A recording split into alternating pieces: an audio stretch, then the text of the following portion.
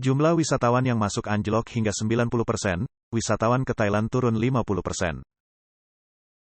Menurut data resmi dari Partai Komunis China, jumlah wisatawan China yang bepergian ke Thailand selama festival pertengahan musim gugur dan liburan hari nasional tahun ini hanya sekitar setengah dari periode yang sama pada tahun 2019.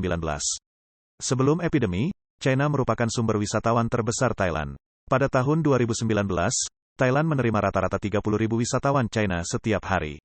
Dari tanggal 25 September hingga tanggal 1 Oktober tahun ini, Thailand hanya menerima rata-rata 15.200 wisatawan China per hari. Meskipun Beijing telah memperkenalkan kebijakan masuk preferensial, jumlah wisatawan yang mengunjungi destinasi China masih sekitar 90% lebih rendah daripada sebelum epidemi. Pada paruh pertama tahun ini, hanya ada lebih dari 400.000 wisatawan yang masuk ke Beijing, yang merupakan 10% dari periode yang sama di tahun 2019.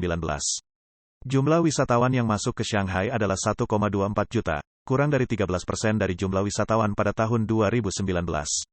Karena pandemi, agen perjalanan inbound terpaksa menutup sejumlah besar biro perjalanan dalam beberapa tahun terakhir.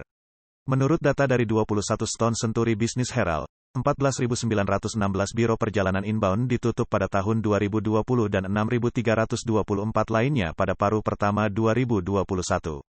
Pada tahun 2019, jumlah karyawan langsung di pasar pariwisata China mencapai 5,164 juta dan jumlah karyawan terkait mencapai puluhan juta. Namun, pandemi selama 3 tahun telah menyebabkan jumlah karyawan menurun tajam dari 5,16 juta menjadi 720.000. Li Wanhua, mantan profesor di Capital Normal University di Beijing, percaya bahwa perilaku PKC yang tidak masuk akal dan otoriter selama 3 tahun penguncian telah membuat banyak turis asing takut. Dia mengatakan bahwa kebijakan dan tindakan Beijing telah menghalangi banyak turis asing, yang merupakan alasan utama penurunan jumlah turis asing. Selain itu, Beijing sangat tidak ramah terhadap orang asing.